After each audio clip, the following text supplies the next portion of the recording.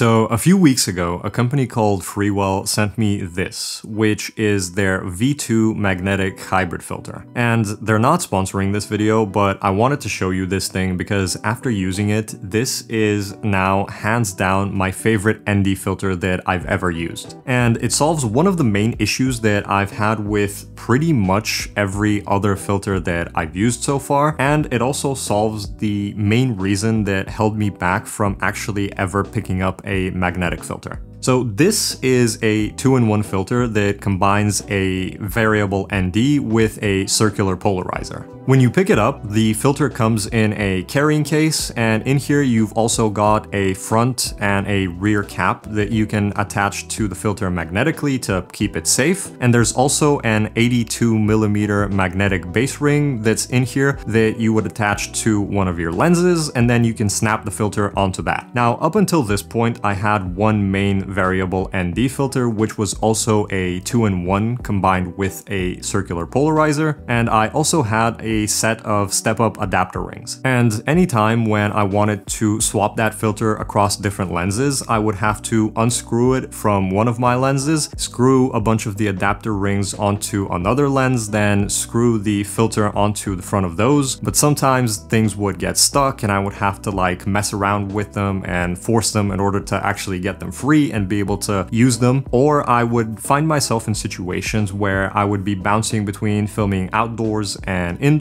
and I would constantly have to be putting on the filter and taking it off, which, as you can imagine, is really annoying with a screw-on filter. But like I said, the V2 from Freewell is actually a magnetic filter. So what I can do is I can use the 82mm magnetic ring that it comes with, and I can set that up on one of my lenses with those adapter rings that I mentioned a second ago, and I can just leave it on there. And then I can use an additional 67mm magnetic ring that Freewell sent me to put that onto another lens. And then whenever I want to swap the V2 filter across different lenses, all I would have to do is grab it and take it off of one of the lenses and then just magnetically snap it onto the other one. Or if I have to bounce between shooting outdoors and indoors, it makes it a lot easier to just like snap it on or off whenever I need to. So like I said, this is a 2-in-1 filter, which combines a circular polarizer with a variable ND. And if you want to control the circular polarizer part of it, all you have to do is snap the filter onto one of your lenses, make sure that the little screw that's on it is loosened, and then you can grab the entire thing and turn it until you get it into position so that you can get rid of whatever reflections you don't want to see. Then you can tighten the little screw back down, and what that does is it secures the circular polarizer into position. And the reason that's cool is because that way you know that you're not unintentionally going to bump the CPL part, and you're not gonna move it out of position unless you want to. But something else that that little screw does is it gives you an extra added layer of security, because when you tighten it down, the filter is now gonna be held in place much better, and it's gonna be way harder to unintentionally just like push it off of your lens and have it falling on the ground. And that's actually something that I have seen a lot of people complaining about when it comes to other magnetic filters. The fact that with those, you don't actually have any way of securing the filter once it's on the lens. But because of that little screw on the V2 hybrid filter, you don't have to worry about that as much. So then after you've tightened down the screw and the circular polarizer is in position, the only other moving part that's left is the variable ND, which is a 3 to 7 stop ND. Now, for some people, 3 stops of ND might be a bit too much to start off with, or 7 stops might not be enough at the dark end. But for me personally, and for the stuff that I shoot, that is a perfect range. Now, something else that the V2 from Freewell has going for it is a true color coding. And this is basically supposed to minimize any sort of color shifts and color casts that you get on your footage while you're using the filter. And from my testing so far, that true color coding actually works really well. So if I show you a comparison between my old filter and the V2 from Freewell, with all of the camera settings and the lighting being the exact same, you're gonna notice that my old screw-on filter was actually a lot warmer. And to me personally, personally, that's not really a big issue because I like my images being warmer anyways, and with that sort of color cast, it's pretty easy to fix in post. But it's pretty clear that with the V2 filter, you don't even have to think about that because you don't actually get any color cast, which is pretty cool. Now, I also want to quickly talk about something else that Freewell sent me from their V2 magnetic system, which is their quarter strength snow mist filter. And it comes in its own little carrying pouch, and this is basically a diffusion filter. It's supposed to take away some of that overly sharpened digital look from your footage.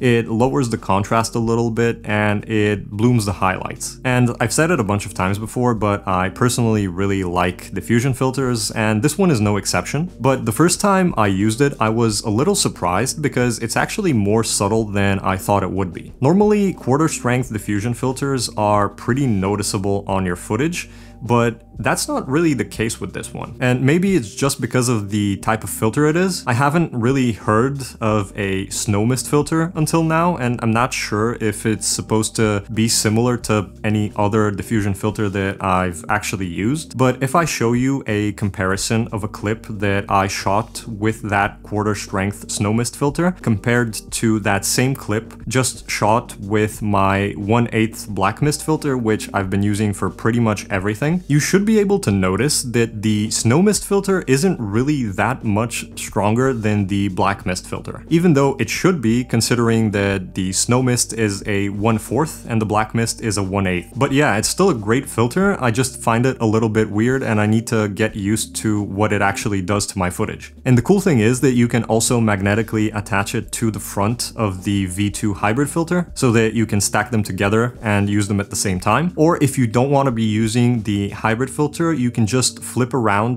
the snow mist filter and you can screw it onto the front of one of the magnetic base rings like a normal diffusion filter. The price for the different things in the system is really good. The 2-in-1 VND plus CPL is $150, which in my opinion is actually a very fair price for what you're getting. If you go with the kit that they sent me, that's going to be an extra $50 for the snow mist or one of the other glow mist diffusion filters, so that's going to be $200. And if you want to pick up an extra magnetic ring, regardless of the size, it's going to be $20. And that is by no means cheap, but the closest thing that I can compare it to is the Polar Pro Helix system, which is a lot more expensive for a similar kit. And I can't really comment on the quality of that because I haven't used it, but if you buy their 2 to 5 stop VND kit, which is the closest starting point to the V2 by Freewell, that's $330. And depending on where you're from, to some people that might not sound like that much for camera gear. But the thing is, that's just with a 2 to 5 stop VND. If you also buy a 6 to 9 stop VND, that's $300 more. And at that point, you're paying $630 for 2 filters with some caps and 1 adapter ring. With that said, the price for the V2 starts looking even more reasonable, especially considering how good it is. Okay, now there are also a few things that I don't like, and I think Freewell could have done better. So the first thing has to do with the box that I said the V2 hybrid filter comes in. Aside from the filter, in the box there is a rear and a front cap, as well as a magnetic base ring. But the caps are not attached to the filter. And if you put them on, you can no longer store it in the box because it doesn't fit in any of the compartments anymore. Like, technically, if you force it a bit, you can get it to fit into the front compartment, but then it's gonna be bending the divider, which isn't great, especially if there's anything on the other side of it, like another filter, for example. And I'm not sure if this is just like an issue with my box, because I've seen videos from other people that don't mention this, but it is something to keep in mind. At that point, you either have to carry the filter with the caps in like a different filter pouch, or just throw it in a pocket in your camera bag on its own. But that kind of defeats the purpose of there even being a carrying box included in the first place. Or you could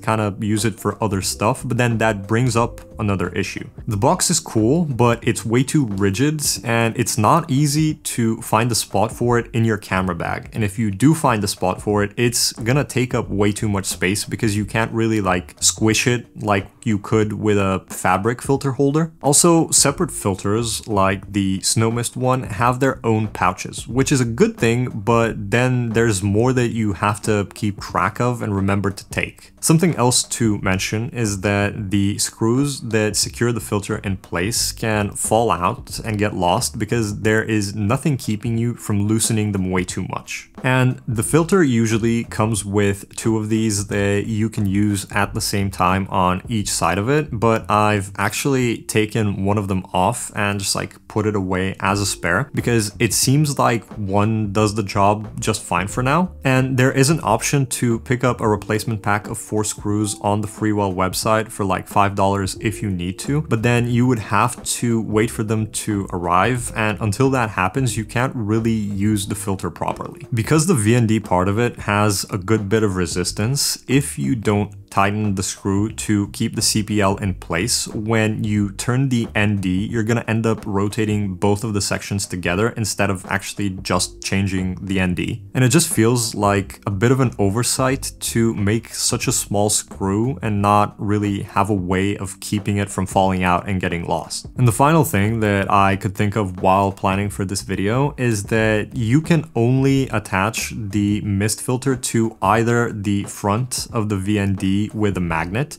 or you can flip it and you can screw it only onto the magnetic base rings like a normal filter, but you can't screw it directly onto a lens. So you would have to always carry a magnetic base ring with you if you want to use the Snow Mist filter. So even though there are some obvious cons about it, I still think that this is a great filter system and I highly recommend checking it out. This is probably something that is gonna have a spot in my camera bag for a really long time simply because of how convenient it is. So that's pretty much all that I've got about the V2 system from Freewell. If there is something that you want to know that I didn't talk about, drop a comment.